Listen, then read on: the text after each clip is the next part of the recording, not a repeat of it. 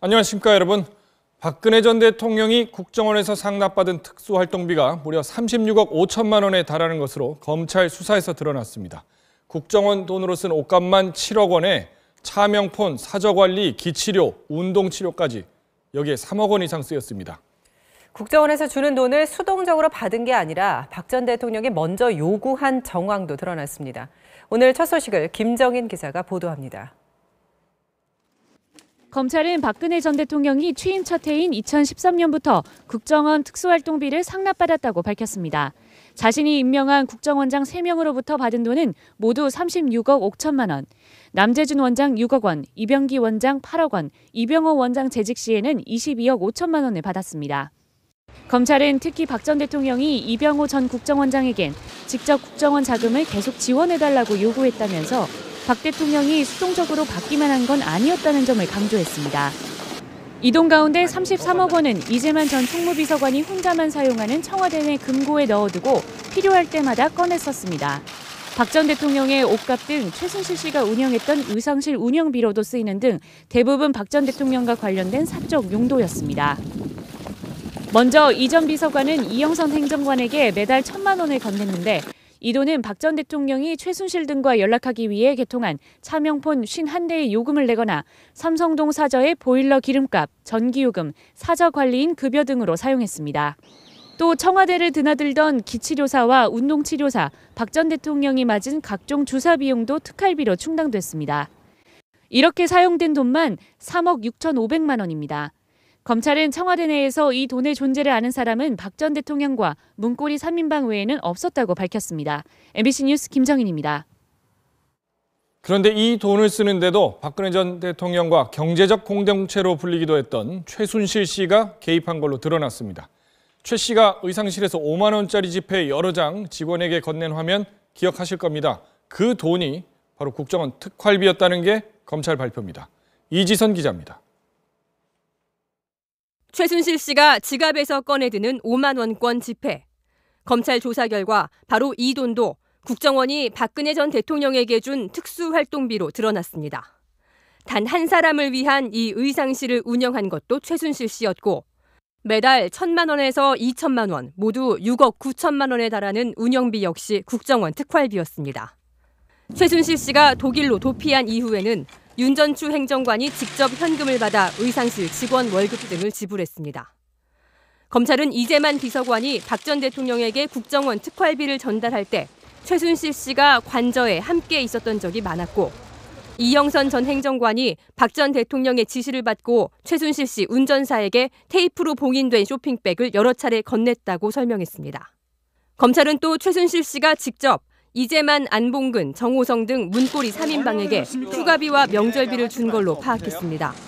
검찰이 입수한 최 씨의 자필 메모에는 3년간 정호성, 이재만 비서관에겐 각 1억 3천만 원씩, 안봉근 비서관에겐 1억 1천만 원을 준 내역이 꼼꼼히 적혀 있습니다. 문고리 3인방은 검찰에서 자신들이 돈을 받은 기간과 액수가 정확히 일치한다고 말했습니다. 막강한 문고리 권력을 휘둘렀던 이들이 최순실 씨를 어떻게 대했을지, 최순실 씨는 또 나랏돈을 어떻게 여겼을지 짐작이 가는 대목입니다. MBC 뉴스 이지선입니다. 아랍에미리트 원전 수주와 관련해 이면 합의가 있었는지 정치권에서 논란이 확산되고 있습니다. 이면 합의가 한국과 아랍에미리트 간의 비밀 군사 협력에 관한 것이라면 헌법에 위배될 수 있으니 국정조사를 해야 한다는 주장이 나왔습니다. 민주당도 자유한국당도 아닌 바른정당에서 제기한 주장입니다. 오현석 기자입니다. 지난 2010년 당시 김태형 국방장관을 상대로 원전 수주와 아랍에미리트 파병의 연계 의혹을 추궁했던 유승민 바른정당 대표가 이 문제와 관련해 국정조사의 필요성을 제기하고 나섰습니다. 유 대표는 이명박 정부 당시 경제적 이익을 위해 파병한 것이 과연 합당한가, 또 헌법에 부합하는지에 대해 문제를 제기했다면서 국회의 동의를 받지 않은 이면 합의가 있다면 헌법 위반의 가능성이 있다고 주장했습니다. 8년 전에 제기했던 이 의혹을 포함해서 당연히 국정조사를 해서 진실을 밝히면 될 일이라고 생각합니다. 유 대표의 국정조사 제안은 임종석 청와대 비서실장의 아랍에미리트 방문 이후에 공세의 중환점을 뒀던 자유한국당과 달리 이명박 박근혜 정부 당시 양국 간의 부적절한 군사 이면 합의가 존재했는지를 규명하자는 내용이어서 더불어민주당과 자유한국당이 이 문제로 첨예하게 맞서고 있던 정가에 미묘한 파장을 들이우고 있습니다. 정의당이 국정조사 필요성에 공감을 나타낸 가운데 자유한국당은 이명박 박근혜 정부 당시 이면 합의에 대한 국정조사 주장에 대해서는 일단 명확한 입장 표명을 하지 않았습니다. 더불어민주당은 외교 관례와 국익을 해치는 공세 중단을 자유한국당에 요구하고 있습니다. 국정조사 계획서는 제적의원 4분의 1 이상이 요구하면 제출할 수 있지만 본회의 의결을 거쳐야 실제 조사위원회를 구성할 수 있습니다. 야당들 간의 국정조사의 목적과 범위를 놓고 입장이 크게 엇갈리고 있어 논란이 계속될 전망입니다. MBC 뉴스 오윤석입니다.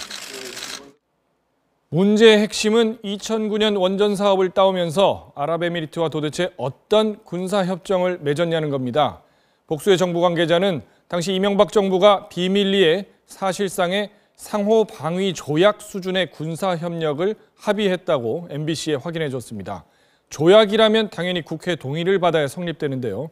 조약 수준이라고 표현한 데에는 그런 점이 고려되어 있는 것 같습니다. 유충환 기자가 취재했습니다. 공식적으로 우리나라는 미국하고만 상호 방위 조약을 맺고 있습니다.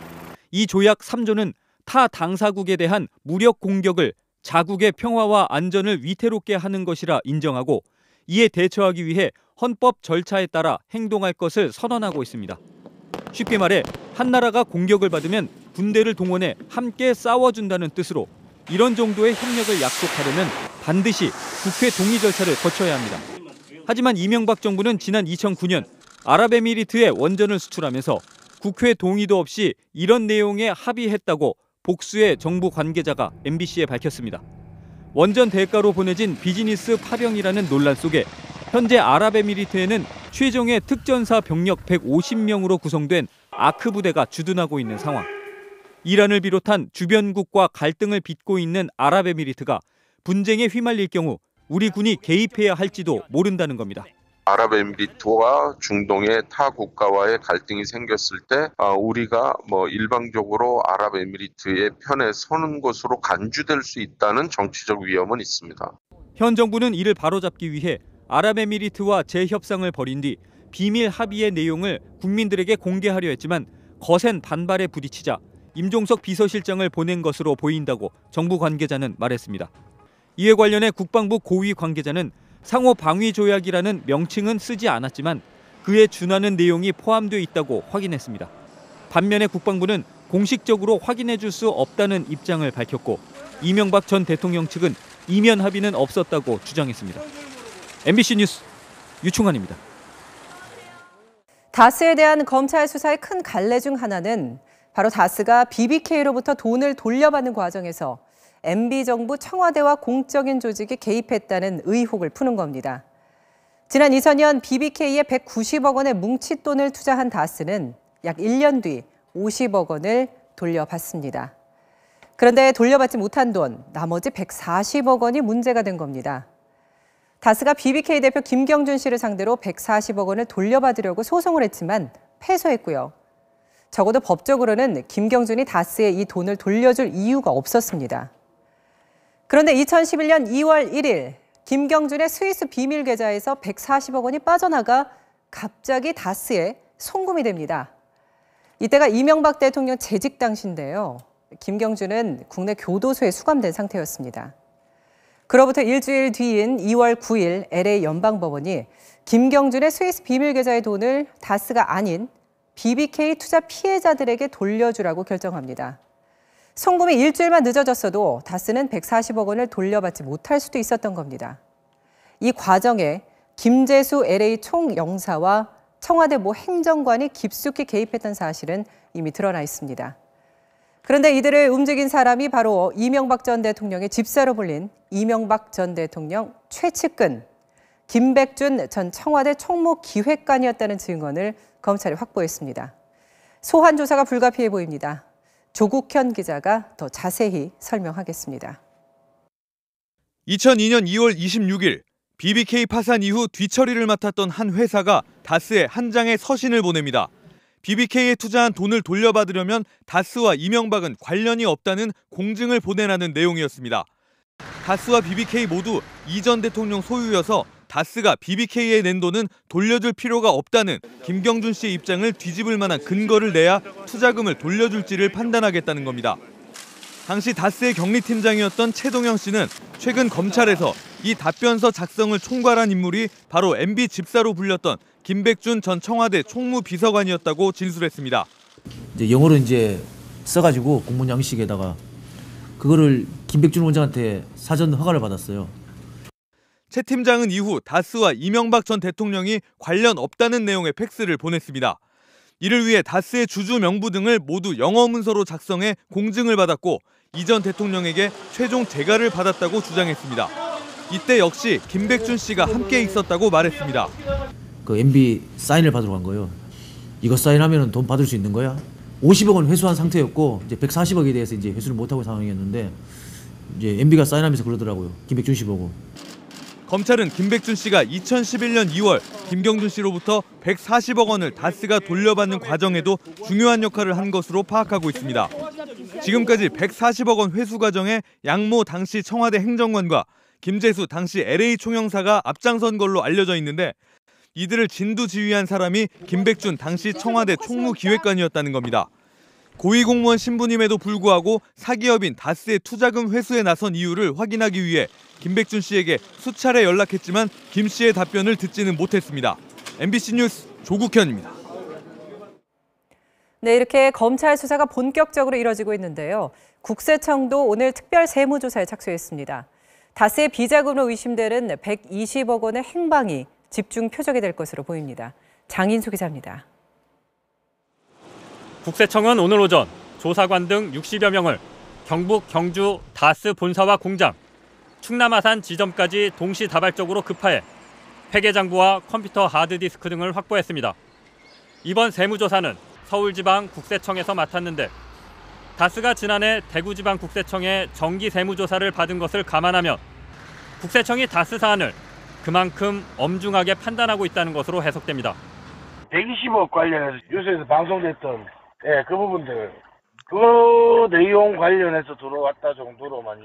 앞서 2008년 다스 특검에서는 비자금으로 의심되는 120억 원을 여직원이 횡령한 것으로 결론 냈는데 최근 들어 이명박 전 대통령의 비자금이란 의혹이 다시 불거지면서 국세청이 검찰과 공조에 나선 것으로 분석됩니다. 지난해 10월까지만 해도 한승희 국세청장은 원론적인 수준의 입장 표명을 했었습니다. 말씀하신 대로 그 누구든지 간에 그런 역의 탈세든 그런 탈루 행위에 대해서는 저희가 하여튼 최선을 다해서 추적하고 조치하도록 하겠습니다. 이번 세무조사는 최소 3주 이상 소요될 것으로 전망됩니다. MBC 뉴스 장희수입니다. 네, 다음 소식입니다. 오늘 문재인 대통령이 위안부 피해자 할머니들을 청와대로 초청해서 오찬을 함께 했습니다. 생존한 32분 할머니들 가운데 8분이 참석했는데요. 문재인 대통령은 지난 한일 위안부 합의에 대해서 다시 한번 강도 높게 비판하면서 대통령으로서 사과드린다고 밝혔습니다. 임명현 기자입니다. 위안부 피해 할머니들이 청와대 본관을 찾았습니다. 위안부 할머니들이 오찬의 주빈으로 청와대에 초청된 건 오늘이 처음입니다. 문 대통령은 할머니들과의 간담회에서 지난 한일 위안부 합의를 다시 한번 비판했습니다. 지난 위안부 합의는 진실과 정의의 원칙에 어긋나며 내용과 절차 모두 잘못됐다고 강조했습니다. 우리 위안부 할머니들의 문제가 다 해결됐다라는 것은 받아줄 수 없다라고 처명을 했습니다. 문 대통령은 피해자들의 뜻에 어긋난 합의를 한 데 대해 대통령으로서 사과드린다고 말했습니다. 위안부 할머니들은 감사의 뜻을 밝히면서 일본의 사죄와 법적 배상을 받을 수 있도록 정부가 노력해달라고 말했습니다. 공식적으로 사죄하고 또 법적인 배상하도록 또 좀 해결해 주십시오. 앞서 문 대통령은 건강 악화로 입원 중인 92살 김복동 할머니를 병문안했습니다. 할머니 문재인입니다. 네, 제가 왔습니다. 어딘가를 했습니다. 이렇게 너무 잘 괜찮습니다. 이것이 해결되도록 해주시면 고맙겠습니다. 청와대는 오늘 행사를 위해 할머니들이 머무는 나눔의 집 등으로 차량과 구급차를 보내고 교통 통제를 하는 등 국빈급 의전을 제공했습니다. 오늘 참석하지 못한 할머니들에 대해서는 내일부터 강경화 외교부 장관이 직접 방문하면서 의견을 들을 계획인 것으로 확인됐습니다. 청와대는 피해 할머니들의 의견을 꼼꼼히 경청한 뒤 가능한 신속하게 후속 조치에 대한 입장을 결정하겠다고 밝혔습니다. MBC 뉴스 임명현입니다. 하지만 오늘 신년 기자회견을 가진 일본 아베 총리는 한일 위안부 합의와 관련해서 아무런 언급도 하지 않았습니다.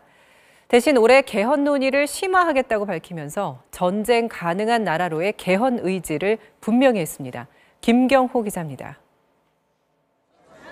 아베 신조 일본 총리는 올해 첫 업무로 보수 세력의 성지인 이세신궁을 참배했습니다.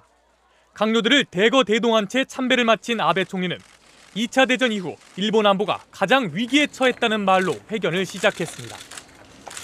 国民を守るために真に必要な防衛力の強化に取り組んでまいります。 아베 총리는 그러나 한일 위안부 합의에 대해선 아무런 언급도 하지 않았습니다. 합의 과정에 문제가 있었다는 우리 TF의 조사 결과에 대해 1mm도 움직이지 않겠다고 밝힌 이후 맞대응보다는 의도적인 외면을 선택했다는 분석이 나왔습니다. 위안부 문제는 이미 해결됐다는 입장을 밝힌 만큼 더 거론해봐야 득될 게 없다는 판단이 깔려 있다는 겁니다. 그러면서도 한중일 정상회담을 가능한 한 조기에 개최하고 싶다며 한국, 중국 정부와 시기를 조율하고 있다고 밝혔습니다. 북핵 대응을 위한 국제사회 연대, 특히 한일 간 공조는 유지해야 한다는 입장을 재확인한 것으로 보입니다. 나아가 평생 수건인 전쟁 가능한 나라로의 개헌은 더 강하게 추진하겠다는 의지를 나타냈습니다. 아베 총리는 올해야말로 헌법이 존재해야 할 모습을 국민에게 확실히 제시해야 한다며 개헌 논의를 더 심화하겠다고 강조했습니다. MBC 뉴스 김경호입니다. 광물자원공사라는 공기업이 있습니다. 이명박 정부 시절 해외 자원개발 사업에 선도적이었습니다. 그런데 이 기업은 지금 손실이 5조 원 넘었고 막대한 빚까지 지고 있어서 파산 위기에 몰렸습니다. 애초부터 무리한 사업이었다는 지적이 나옵니다. 양효걸 기자가 취재했습니다. 지구 반대편을 돌아 멕시코 서쪽 끝에 위치한 볼레오 구리광산. 2008년 4월부터 최근까지 광물자원공사는 이곳에 2조 7천억 원을 쏟아부었지만 작년까지 손실만 1조 6천억 원이 넘습니다. 정작 광물을 팔아 실현된 수익은 없습니다. 공사관사는 목표를 충분한 10년 정도 돼야 당장 생산 제도를 들어가야 쉽게 말해서 그 기간만큼은 투자를 해봐요. 실패는 예견돼 있었습니다. 이 구리광산은 지난 1884년부터 프랑스에 의해 채굴됐던 곳으로 호주의 한 광물 컨설팅 업체도 2014년에 이미 경제성이 크게 떨어진다고 평가했습니다. 그런데 광물자원공사는 2008년 10% 지분을 인수했다가 오히려 4년 뒤엔 자금난으로 부도가 난 현지 운영사 지분을 모두 사들여 이 광산을 떠안은 겁니다. 당시 광물자원공사가 여기를 인수할 유인은 전혀 없었던 것입니다. 이른바 망한 곳에 광물자원공사는 대규모의 돈을 투자한 셈인 거죠. 운영은 제대로 됐을까? 멕시코 현지 법인장 이모 씨의 연봉 계약서입니다. 기본 연봉만 3억 3천만 원에 상여금과 연차 수당, 위험 수당에 크리스마스 수당까지 모두 7억 원에 달합니다. 생명보험과 항공권 비용, 업무용 차량과 주택까지 무상 제공됐습니다. 계약 기간은 2014년부터 3년인데 이 씨가 재직하는 동안 이 광산에서만 2015년 1조 1천억 원, 이듬해 5천억 원의 손실이 났지만 연봉은 한 푼도 깎이지 않았고 오히려 계약은 1년 연장됐습니다. 그러니까 그 기준으로 보면은 사실은 높은 금액은 아닙니다. 정상적이지만 낮은 편에 있는 거예요. 그러니까 저희 다른 프로젝트들이 있는 실무들도 대부분 그 수준을 그냥 갖고 있습니다. 광물공사가 진행하고 있는 자원개발은 17개 국가 31개 사업. 그런데 멕시코뿐만 아니라 마다가스카르 등 동시다발적으로 부실이 드러나면서 2007년 103%였던 부채 비율은 2015년 6,900%로 뛰었습니다. 지난 2016년 이미 완전 자본 잠식 상태에 빠진 광물자원공사는 쌓인 빚만 4조 원에 육박합니다.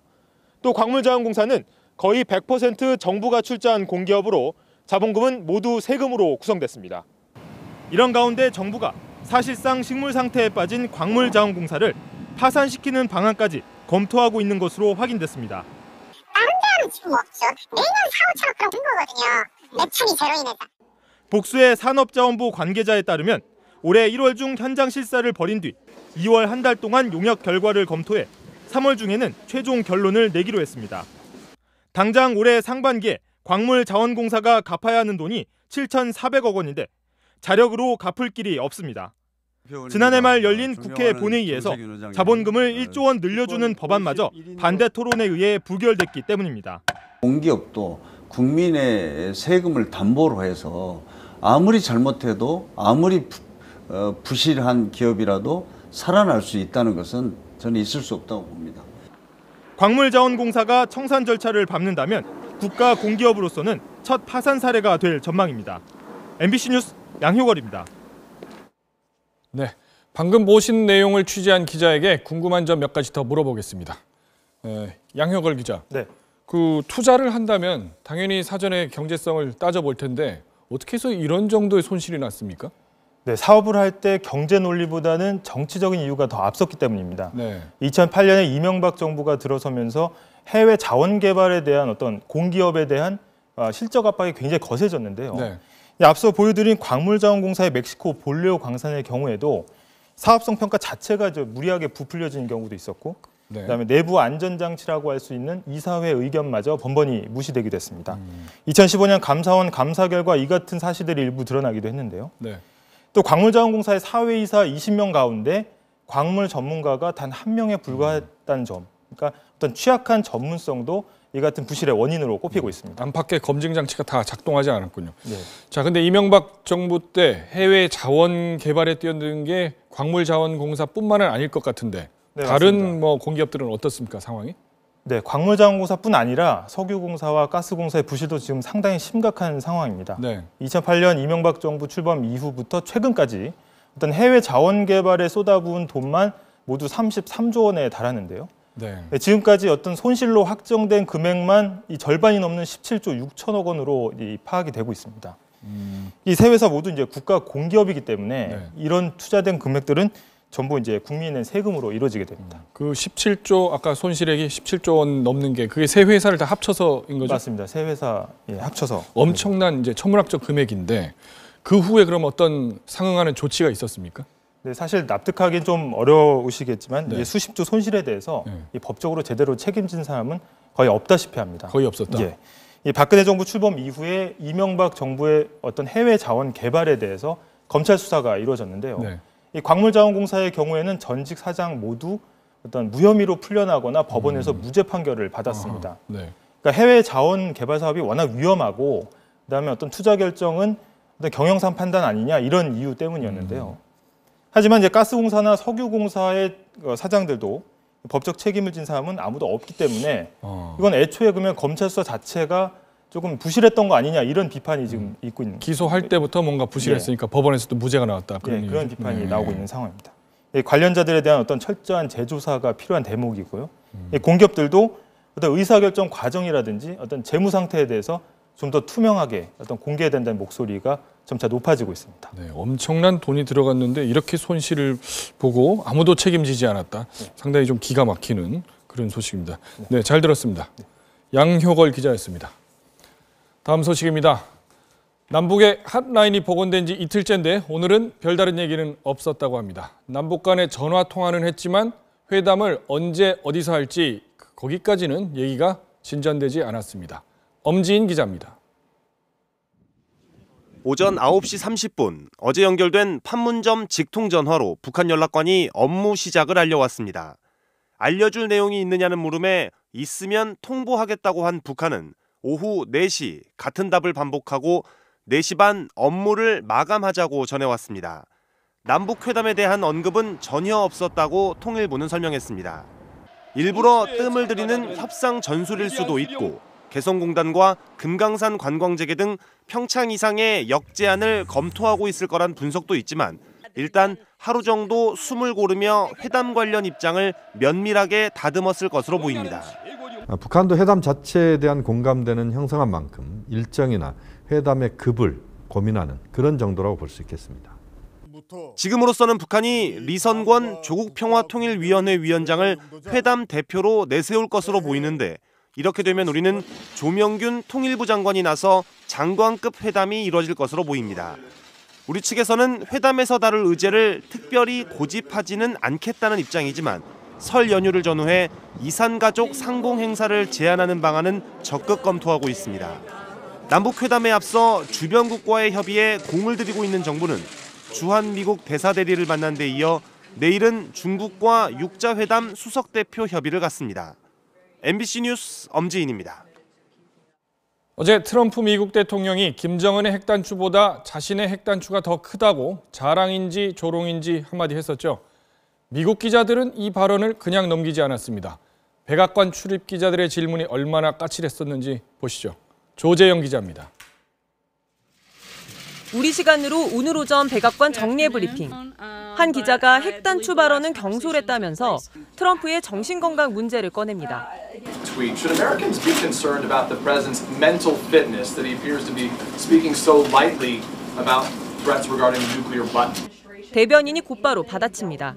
I think the president and the people of this country should be concerned about the mental fitness of the leader of North Korea. He's made repeated threats. 샌더스 대변인은 북한 문제의 걸림돌은 트럼프의 트윗이 아니라 지난 정부의 침묵이라며 오바마 전 대통령의 비난의 화살을 돌리기도 했습니다. 김정은을 조롱하며 위험하지 않느냐는 기자들의 지적에도 요지부동. I don't think that it's taunting to stand up for the people of this country. I think what's dangerous is to ignore the continued threats. 다소 감정 섞인 공방전도 벌어졌습니다. Ma'am, sorry, I did call him. Sarah, it's a taunting tweet to say that he has a larger nuclear button. I think it's just a fact. What does it? Just one word. What does it say about? CNN은 트럼프의 더 크고 강한 핵단추 발언을 초등학생의 유치한 힘자랑에 비유했고 워싱턴 포스트는 크기에 대한 트럼프의 집착을 보여준다고 평가했습니다. 북한의 양보를 이끌어내기 위한 미치광이 전략의 일환일 수도 있다는 게 그나마 가장 너그러운 해석입니다. 미국 핵과학계는 트럼프가 북한의 군사행동과 핵전쟁 가능성을 높여놨다면서 인류에게 위협이 되는 발언이라고 경고했습니다. MBC 뉴스 조재영입니다. 삼성 이건희 회장의 차명 계좌가 32개 추가로 또 발견돼 현재까지 확인된 것만 1,200여 개에 달하고 있습니다. 차명 재산을 전면 재수사해야 한다는 주장이 여당에서 나왔습니다. 박소희 기자입니다. 지난 2008년 삼성 특검 당시 삼성의 비자금 은닉 수단으로 지목되며 큰 관심을 끌었던 유명 팝아트 미술가 리히텐슈타인의 작품인 행복한 눈물. 당시 삼성 특검은 이 그림이 이건희 회장의 자택에 한때 걸려 있었지만 이 회장 측이 구입한 증거는 없다는 결론을 내려 의구심을 남겼습니다. 당시 드러난 4조 5천억 원 규모의 이건희 회장 차명 계좌에 대해서도 제대로 된 과세나 과징금 불가를 놓고 현재까지도 논란만 거듭되고 있습니다. 더불어민주당의 이건희 차명계좌 TF는 이런 상황이 조준웅 특검팀의 부실 수사 때문이라며 재수사를 요구했습니다. 비자금에 대한 수사가 다시 반드시 진행되어야 된다고 생각합니다. 핵심은 두 가지입니다. 55억 원 규모의 차명계좌 32건이 추가로 발견된 데다 특검이 상속재산으로 인정했던 삼성생명 주식은 지난 2012년 이건희 회장과 형 이맹희 회장의 상속재산 분할 소송 과정에서 이건희 회장 측이 당시 상속재산이 아니라고 스스로 부정한 만큼 부실 수사임이 확인됐다는 겁니다. 조준웅 당시 특별검사는 MBC와 통화에서 수사의 핵심은 차명계좌 거래 과정에서 조세 포탈이 있었는가 여부였고 3개월에 불과한 짧은 수사 기간 탓에 차명계좌 전부를 파악하기는 어려웠다고 말했습니다. 또 오늘 발표에 대해 삼성 측 관계자는 이 회장 개인의 일이어서 공식 입장이 있을 수 없다면서도 당초 특검의 결론은 상속재산이 아니었냐며 기존 입장을 되풀이했습니다. 삼성 차명계좌에 대한 수사가 10년 전 용두 3위로 끝난 것과 달리 새 국면을 맞을지 주목됩니다. MBC 뉴스 박소희입니다. 중국 어선들이 또다시 불법 조업을 벌였습니다. 해경이 단속하자 중국 어선들이 일부러 배를 충돌시키면서 위험한 상황이 벌어졌고요. 해경은 기관총 실탄까지 발사했습니다. 이재민 기자입니다. 오늘 오전 9시 40분쯤 중국 어선 50여 척이 전남 가거도 남서쪽에서 불법 조업을 벌였습니다. 철망으로 둘러싼 중국 어선에 해경이 가까스로 올라타 제압했지만 다른 중국 어선 두 척이 다가옵니다. 중국 어선으로 두 척! 갑자기 뱃머리를 돌리더니 해경 대원들이 탄 중국 어선을 들이받습니다. 충돌했음! 검은 연기를 내뿜는 어선 뒤로 또 다른 중국 어선이 연이어 충돌합니다. 배에 탄 해경대원 바로 앞으로 돌진해오는 중국 어선이 헬멧에 장착한 카메라에 잡혔습니다. 자칫 배가 부서져 침수되거나 침몰할 수도 있었던 상황. 괜찮아. 해경은 기관총 실탄 453발을 쐈고 소총 사격도 감행했습니다. 도망가던 중국 어선 두 척은 불법 조업 혐의로 납포했고 이 가운데 한 척은 충돌로 인해 침수된 상태였습니다. 해경은 침수된 배에 타고 있던 9명 등 모두 20명을 목포 해경으로 압송했습니다. 조타실 문을 잠근 채 계속 저항했습니다. 저희가 납포하려는 그 어선들에 대해서 고의로 충돌을 했었고 해경은 재작년 10월 M60 같은 공용화기 사용을 선언했고 지난달 20일엔 가거도 주변 해상에서 불법 조업 중이던 중국 어선 44척을 200발 넘는 실탄을 쏘며 쫓아냈습니다. MBC 뉴스 이재문입니다. 자유한국당 최경환 의원, 한때 대단한 위세를 과시하던 친박 핵심이었습니다. 오늘 새벽 이우현 의원과 함께 뇌물수수 등의 혐의로 구속됐죠. 친박 실세 정치인의 부상과 몰락을 돌아봤습니다. 곽순규 기자입니다. 2004년부터 경북 경산에서 연거푸 4선에 성공한 최경환 의원. 2012년 대선에서 박근혜 후보의 비서실장을 맡으면서 친박 중에 친박으로 불렸고 곧 박근혜 정부의 경제부총리 겸 기획재정부 장관에 올랐습니다. 대기업 위주의 성장 정책, 부동산 투기 조장 정책을 편다는 비판도 있었지만 실세 장관답게 초이노믹스를 밀어붙였습니다.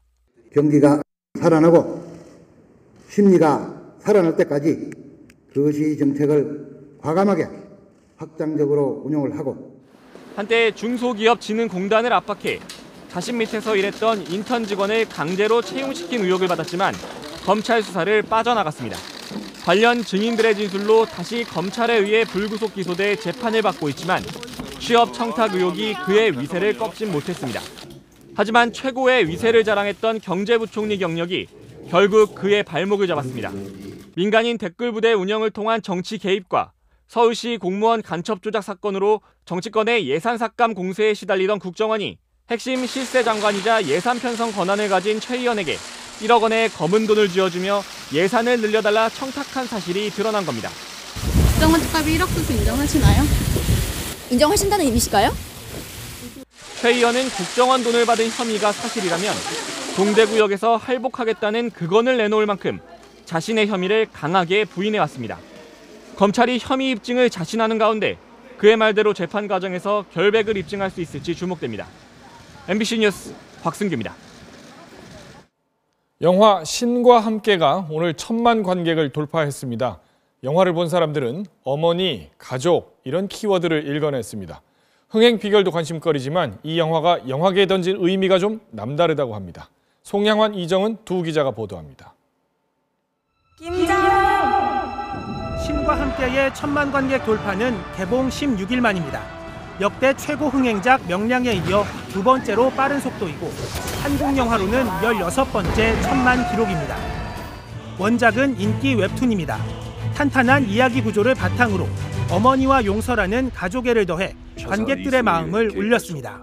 우리가 무엇을 잘못했고 앞으로 더 어떤 것을 발전하면서 살아야 될 것인지 이런 기회를 부여할 수 있는 뻔한 신파라는 지적도 있었지만 가족들이 함께 보기에 좋은 영화라는 점에서 연말연시 극장가와 통했다는 분석입니다. 효도해야겠다는 생각이 되게 많이 들었습니다. 정말 가족을 다룬 따뜻한 영화라서 많이 감동받았고 누구도 본 적 없는 7개의 지옥을 특수효과로 생생하게 구현한 점도 높은 평가를 받습니다. 2000컷이 넘는 컴퓨터 그래픽 장면을 만드는데 1년을 투자할 정도로 공을 들여 완성도를 높였습니다.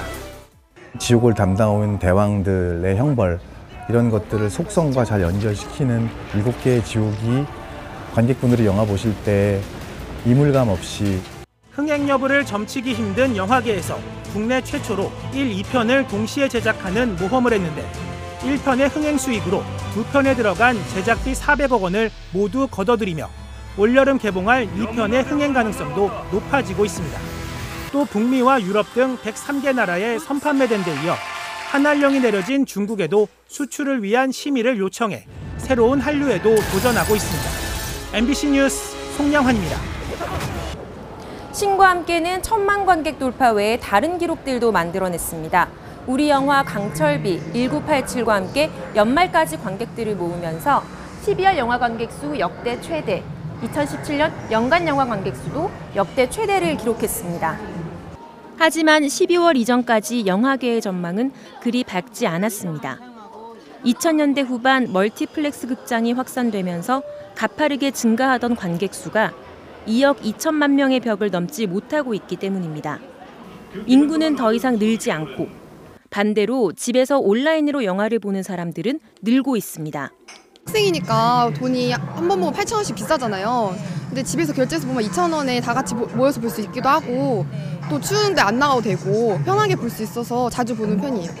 실제로 2012년 2천억 원을 조금 넘던 온라인 영화 매출액이 2016년에는 4천억 원을 넘어 급성장했습니다. 젊은 층이 여가를 보내는 방식이 다양해진 것도 관객 수가 제자리인 이유 중 하나입니다. 20, 30대 데이트족이 최근에 많이 좀 극장가를 떠나는 현상이 좀 있습니다. 그건 그분들이 예전에 비해서 즐길 거리가 더 많아졌다라고 좀 해석을 해야 될 것 같아요. 우리 국민이 극장에서 영화를 보는 횟수는 1년에 약 4편. 전 세계에서 가장 많이 보는 편으로 이미 포화 상태입니다. 넷플릭스나 아마존 같은 해외 온라인 영화 서비스까지 한국 시장에 진출하면서 영화계는 더 긴장하고 있습니다. 극장들은 관객들을 끌어들이기 위해 IMAX 상영관과 4DX 상영관을 공격적으로 늘리고 있습니다. 제작사들은 신과 함께처럼 볼거리가 풍성한 대작 영화들을 내세워 내수 시장과 해외 시장을 동시에 공략하는 식으로 돌파구를 찾고 있습니다. 이 작은 시장을 어떻게 해외 시장 쪽으로 연결시켜서 마켓 쉐어 자체를 볼륨을 크게 하느냐. 이 두 가지 문제를 동전의 앞뒷면이지만 두 마리 토끼이지만 동시에 잡으려고 해야 된다는 거죠. 앞으로 극장을 찾을 관객들은 얼마나 될지. 제작비가 100억 원 이상 든 영화가 올해에만 10편 개봉을 기다리고 있습니다. MBC 뉴스 이정은입니다.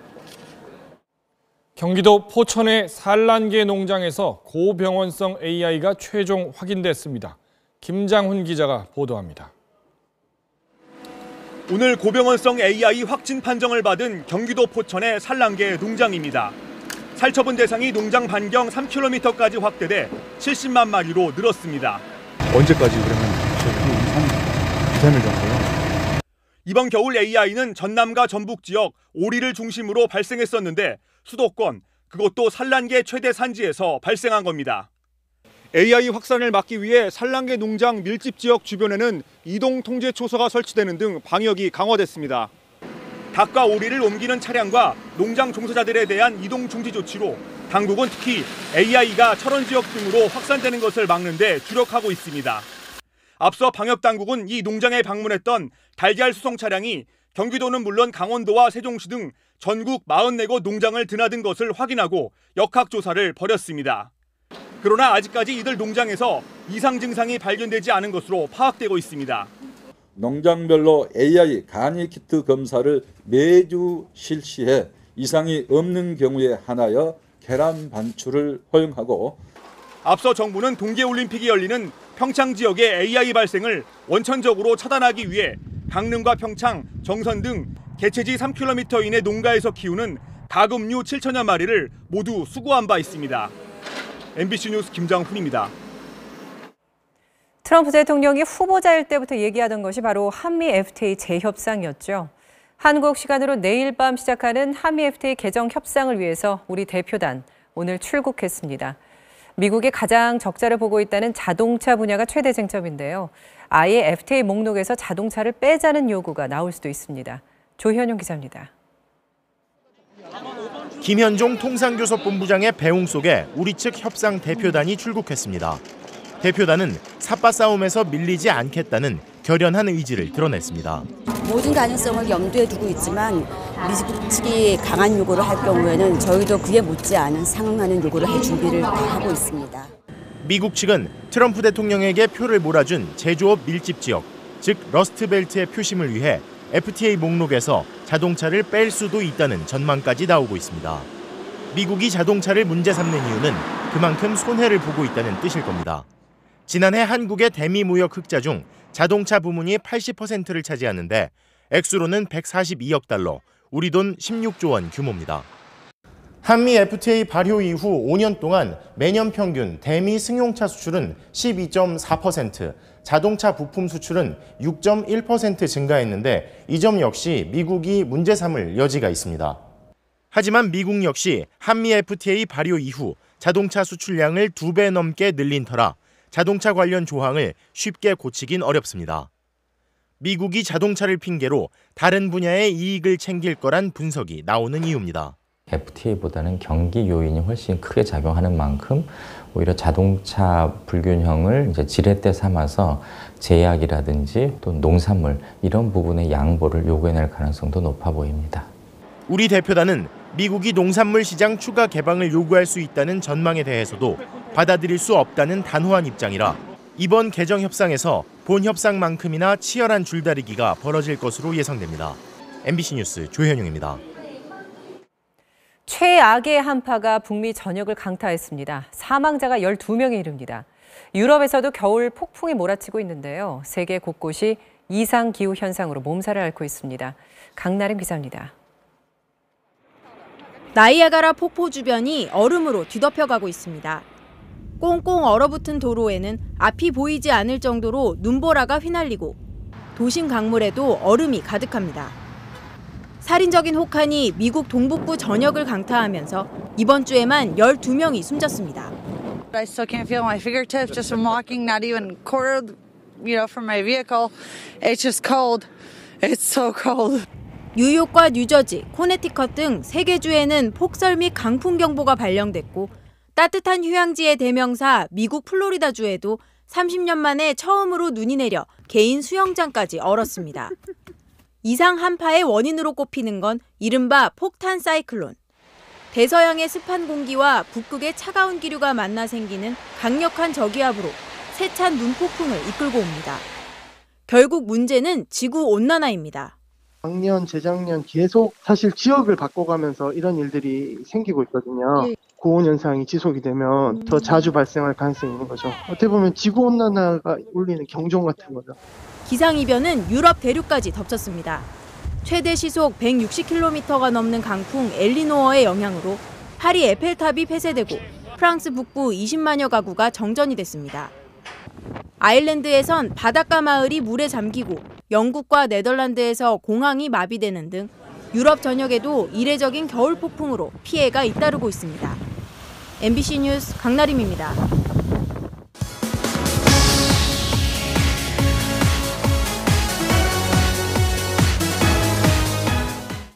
목요일 밤 스포츠 뉴스입니다. K리그 FC 서울을 대표했던 외국인 선수 대한이 오늘 라이벌팀 수원과 계약했습니다. 그 파장을 이명진 기자가 짚어봤습니다. 오늘 서울구단 게시판에는 놀라움과 아쉬움을 표시하는 팬들의 반응이 줄을 이었습니다. 서울 팬을 그만두겠다며 대부분 부은통을 터뜨리고 있고 대한 팬으로 유명한 김은하수 양의 슬퍼하는 모습이 SNS에 올라오는 등 후폭풍이 거셉니다. 37살 노장 선수의 이적 소식에 이렇게 떠들썩한 건 서울과 수원이 서로 지고는 못 사는 맞수이기 때문입니다. 더군다나 대한은 수원과 서울의 슈퍼매치에서 역대 최다 득점을 기록하며 수원 킬러로 통했습니다. 하지만 팀 재건에 착수한 서울은 적지 않은 나이인 대한에게 은퇴식을 제안했고 태국 등 다른 리그 이적을 알아보던 대한은 수원과 극적으로 협상이 성사됐습니다. I'm happy to be here and I hope so we're going to make some good results in the coming season. 수원 파이팅! K리그에서 라이벌팀 이적 원조는 공교롭게 현재 수원을 이끄는 서정원 감독입니다. 안양 간판 스타로 활약하던 서정원은 프랑스로 떠났다 1999년 국내로 복귀하며 수원 유니폼을 입었습니다. 그의 슈퍼컵에서 두 팀이 맞붙자 성난 안양 팬들은 서정원 유니폼을 불태우기도 했습니다. 해외에선 예술을 배신한 가롯 유다로 빗댄 루이스 피구 이적이 유명합니다. 바르셀로나에서 뛰다 세계 최대 맛으로 꼽히는 레알 마드리드 유니폼으로 갈아입은 건데요. 피구가 바르셀로나 홈구장을 방문할 때면 돼지 머리를 포함해 온갖 쓰레기가 날아들어 공을 차기 어려울 정도였습니다. 애정이 애증으로 바뀌는 라이벌팀 이적. 대안이 친정팀 골문을 노리게 된 올해 슈퍼매치는 어느 해보다 뜨거울 전망입니다. 수원 스포츠 팬들은 오늘 새해 선물을 받은 셈인가요? 역대 최고의 외국인 투수 니퍼트가 KT로 팀을 옮겼습니다. 공교롭게도 대안과 37살 동갑내기죠. 내년에도 니느님의 투구는 계속됩니다. 지난 7년간 두산의 에이스로 94승 43패, 평균 자책점 3.48의 좋은 성적을 거뒀던 니퍼트. 9위가 떨어졌다는 평가와 함께 210만 달러라는 고액 연봉 탓에 재계약에 어려움을 겪었죠. KT와 총액 100만 달러의 합의에 외국인 투수 최초의 100승 도전을 이어가게 됐습니다. 두산 팬들이 신문 광고까지 낼 정도로 많은 사랑을 받았던 니퍼트. 팀은 바뀌었습니다만 과거의 두산 사령탑이었던 김진욱 감독과는 제외하게 됐습니다. 마운드 위에서 타자한테 위압감을 아직 충분히 가지고 있다고 저는 보고 있습니다. 니퍼트든 피어밴드든 두 선수가 일단 10승 이상은 해주지 않겠나 그렇게. 황재균에 이어 니퍼트까지 영입한 KT. 올해는 달라진 모습 기대해봐야겠습니다. 평창올림픽 남북 단일팀 가능성이 언급되면서 갑자기 화제가 된 선수들이 있습니다. 피겨 페어 종목의 감강찬, 김기훈 선수의 이야기 손장훈 기자가 들어봤습니다. 사상 첫 올림픽 무대를 꿈꿨던 피겨 페어. 자력 진출권을 획득하진 못했지만 개최국 자동 진출권을 기대하면서 묵묵히 구슬땀을 흘려왔습니다. 그런데 우리 피겨 단체단 대표팀에 북한 페어팀을 포함시키는 남북 단일팀 구성이 거론되면서 올림픽 출전이 불투명해졌습니다. 쏟아지는 단일팀 기사에 국내엔 페어팀이 없다는 일부 발언들까지 선수들은 섭섭할 수밖에 없습니다. 되게 슬펐어요. 많은 분들이 그냥 모르시는 것 같아서 그냥 한국에도 그냥 페어가 있다고 알아줬으면 좋겠고. 앞으로 우리가 그냥 더 잘해서 더 좋은 결과를 내는 방법밖에 없는 것 같아요. 북한 선수들은 단일팀이 아니라도 IOC의 결정에 따라 와일드카드를 받아 개인전 출전도 가능한 상황. 선수들은 다 같이 출전하길 바랍니다. 북한 팀하고 같이 잠깐 훈련을 했었어요. 그래서 친해지고 같이 대화도 하고 그래서 이번에 같이 경기하면 되게 좋을 것 같아요. 단일팀 구성은 향후 남북 5위급 회담에서 논의될 전망입니다. 프리미어리그의 런던 라이벌이죠. 첼시와 아스널이 경기 막판까지 화끈한 난타전을 펼쳤습니다. 아스널의 홈구장입니다. 아스널의 주고받는 패스, 산체스의 슛이 들어가나요? 지금 양쪽 골포스트를 모두 때리면서 당구를 연상케 하는 투쿠션 노골입니다. 프루토아와 체흐, 야신급 수문장들의 철벽 방어. 하지만 안 뚫리는 방패는 없죠. 후반 18분 윌셔의 슛이 그대로 골망을 가릅니다. 벵거 감독 주먹을 불끈 쥐어보는군요. 첼시도 가만히 있지는 않았는데요. 페널티킥 골로 1대1 동점. 그리고 후반 39분 알론소가 들어가면서 그대로 역전골까지. 이번에는 콘테 감독의 액션이 더 커지는군요. 자, 이제 종료까지 얼마 남지 않았는데요. 아스널 벨레린의 슛이 극장골이 터집니다. 정말 손에 땀을 쥐게 하는 경기. 아직 끝나지 않았나요?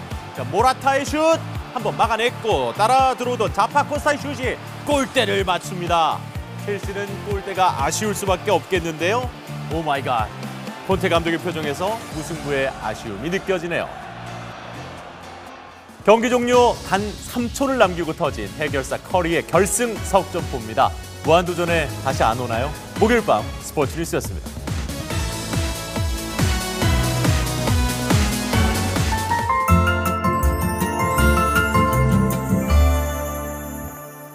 내일이 절기상 소환이지만 막상 추위는 약간 주춤하겠습니다. 밤새 구름이 머물면서 기온 하강을 조금이나마 막아주기 때문인데요. 서울의 경우 아침 기온이 오늘은 영하 8도선을 보였지만 내일은 영하 6도가 예상되고요. 낮 기온은 영상권에 턱걸이하는 수준으로 2도가 예상됩니다. 찬바람이 약해져도 미세먼지가 바로 유입되진 않겠습니다. 전국이 보통 수준을 보이겠고요. 밤사이 동해안에는 비나 눈이 내리겠지만 건조함을 달래기엔 부족하겠습니다. 현재 전국 하늘에는 구름이 가득 끼어 있습니다. 이 중 비나 눈을 뿌릴 수 있는 구름은 동해안 일부와 제주도에만 영향을 주겠습니다. 내일 오후부터는 다시 전국 하늘이 맑아지겠습니다. 한파주의보가 이어지고 있는 강원 철원 지역은 내일 아침 기온 영하 11도가 예상되고요. 속초와 강릉은 영하 1도 선을 보이겠습니다. 남부지방은 광주 영하 2도, 한낮에는 4도가 예상됩니다. 물결은 전 해상에서 1m 안팎으로 일겠습니다. 다음 주 월요일 전국에는 비나 눈이 내리겠고 이후로는 강력한 한파가 찾아오겠습니다. 날씨였습니다.